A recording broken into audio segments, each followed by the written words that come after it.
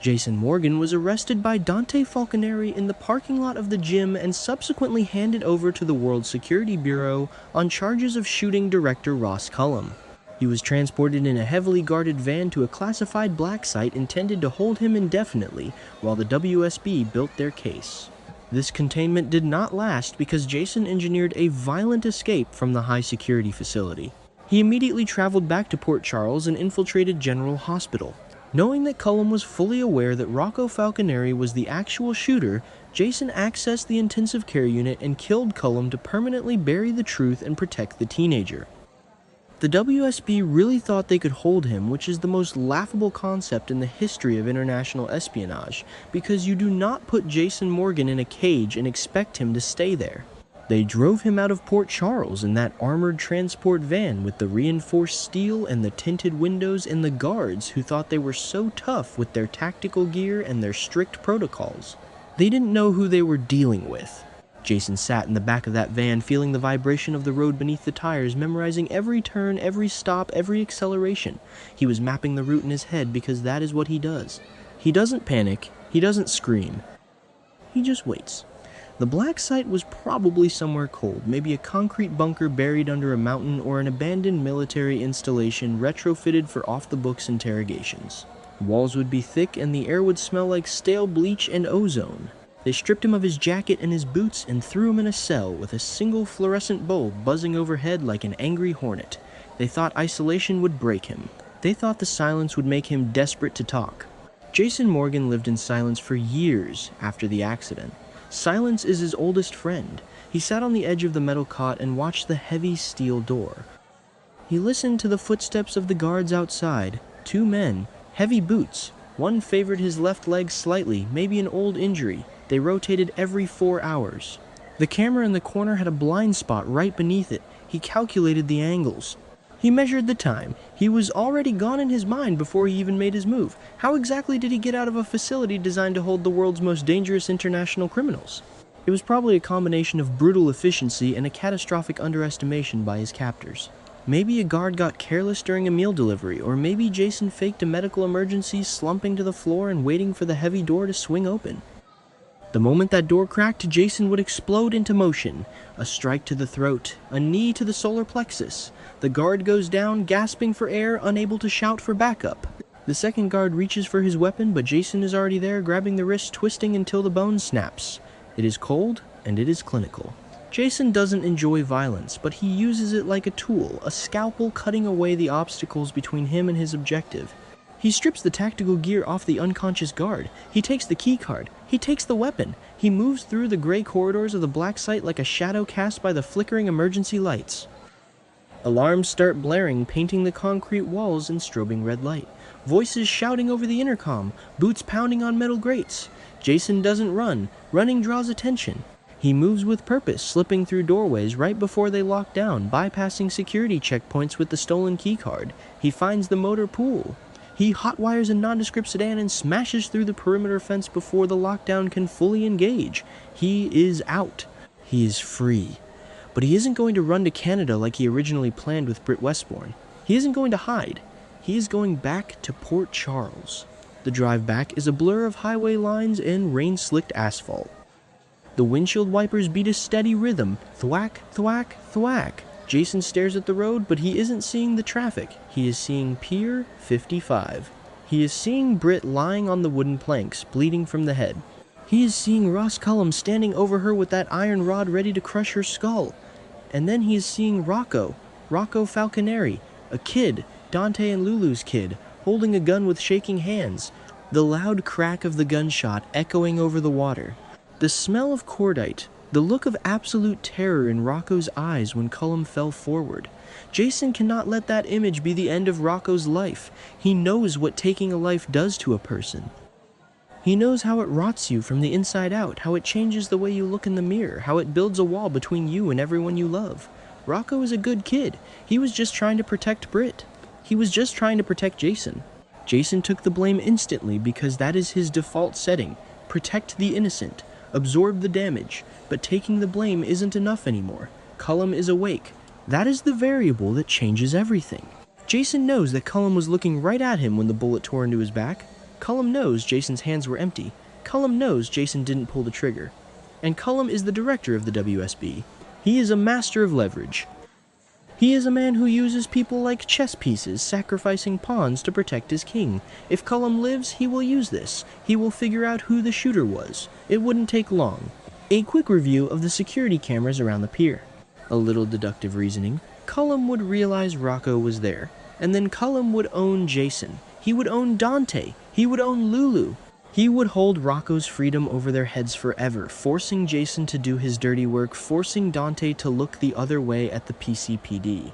Jason cannot allow that to happen. The only way to cut the strings is to kill the puppeteer. He ditches the stolen car on the outskirts of Port Charles. He moves through the woods, sticking to the shadows, avoiding the main roads. He knows the patrol routes of the PCPD. He knows where the traffic cameras are. He is a ghost haunting the city he helped build. He makes his way to General Hospital. The hospital is a fortress of sickness and healing, but to Jason it is just a building with blueprints he memorized decades ago. He slips in through the loading dock, bypassing the security desk. He takes the service elevator to the ICU floor. The hum of the hospital is a living, breathing thing. The squeak of rubber soles on linoleum, the soft ding of the elevator, the rhythmic beeping of heart monitors. Jason moves down the hallway, his dark clothes blending into the dim lighting of the night shift. He sees the nurse's station. Elizabeth Baldwin is there talking to Rick Lansing. They are distracted. Elizabeth is probably stressed about Marco Rios dying in her trauma room. Rick is probably trying to smooth talk his way back into her life. They don't see the shadow slipping past the supply closet. Room 4. That is where they put the critical cases. Jason stands outside the glass door. He looks through the blinds. Ross Cullum is lying in the bed, tubes running into his arms, a ventilator rhythmically pushing air into his lungs. The monitors glowing green and blue in the dark room. Jocelyn Jax was in here earlier. Jocelyn wanted to kill him. She stood right where Jason is about to stand, and she thought about ending it for the greater good. Carly's daughter has so much of her mother in her, so much of that reckless fire. But Jocelyn didn't do it, Lucas Jones interrupted her. Jason is glad she didn't do it. Killing changes you, and Jocelyn doesn't need that blood on her hands. This is Jason's job. This has always been Jason's job. He pushes the door open. It swings silently on its hinges. He steps into the room. The air is cold. It smells like rubbing alcohol and impending death. He walks over to the side of the bed. Cullum's eyes flutter open. The medication is heavy in his system, but the adrenaline of fear cuts through the fog. Cullum sees him. The man he thought was locked away in a WSB black site is standing right over him. Cullum tries to speak, but the breathing tube gags him. His eyes widen in absolute terror. The heart monitor starts to beep faster. Beep, beep, beep. Jason just looks down at him. His face is a mask of stone. No anger, no malice, just cold, hard necessity. You should have stayed away from Britt. Jason doesn't say the words out loud, but they hang in the air between them. You should have left Faison's project alone. You should have never brought your corruption to this city. But mostly you should have never put Rocco in a position where he had to pull a trigger. Jason reaches into his pocket. He doesn't have a gun. A gunshot in the ICU would bring the entire hospital down on him. He needs this to look like a medical complication. He needs it to be quiet. He looks at the IV line running into Cullum's arm. He looks at the medical tray next to the bed. Earlier that night, Britt Westbourne was in this room. She had a syringe. She was going to inject something into Cullum's IV before Lulu Spencer walked in and stopped her. Britt capped the syringe and put it in her pocket, but maybe she dropped it. Maybe she left a different vial on the tray in her panic. Or maybe Jason brought his own solution. Potassium chloride. It stops the heart. It mimics a massive cardiac arrest. Undetectable unless they know exactly what they are looking for, and even then it is hard to prove. Jason holds the syringe. The liquid inside is clear. It looks like water. It looks like life, but it is death. Cullum is thrashing slightly against the restraints. His eyes are pleading. The great WSB director reduced to a terrified animal trapped in a hospital bed. Jason feels nothing. He inserts the needle into the IV port. He doesn't hesitate. He depresses the plunger. The clear liquid mixes with the saline and flows down the plastic tube, disappearing into Cullum's vein. It takes only seconds. The heart monitor goes from a frantic, rapid rhythm to a chaotic flutter, ventricular fibrillation, and then the long, continuous tone of the flat line. Eeeeee! Jason pulls the syringe out. He wipes the port with his gloved thumb. He steps back into the shadows. Outside the room, he hears shouting. Lucas Jones is running down the hallway. Code Blue! Code Blue in ICU 4! Nurses are rushing past the door pushing a crash cart. Lucas bursts into the room, grabbing the defibrillator paddles. Charge to 200. Clear. The electrical shock makes Cullum's body jump off the mattress, but it is useless. The heart is stopped, the damage is done. Jason watches through the crack in the door for a few seconds. He watches Lucas desperately trying to save the man who murdered his boyfriend Marco Rios. Lucas doesn't know. Lucas is fighting for the life of a monster. But the monster is gone. Jason turns and walks away. He takes the stairs down to the basement. He slips out the same loading dock he entered. The cold night air hits his face. The rain has stopped, but the ground is still wet, reflecting the orange glow of the streetlights. It is over. Rocco is safe. Dante will never have to arrest his own son. Lulu will never have to visit her boy in a federal prison.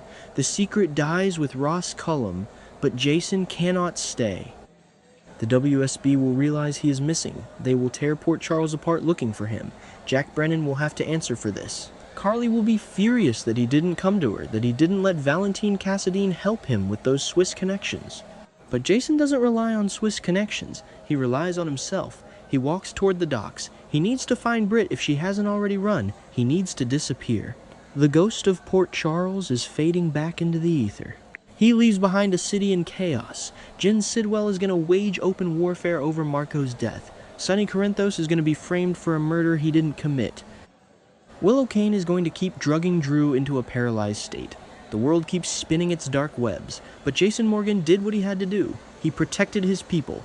And as he disappears into the fog rolling off the harbor, he knows that no matter where he goes, he will always carry the weight of the things he has done. The silence welcomes him back.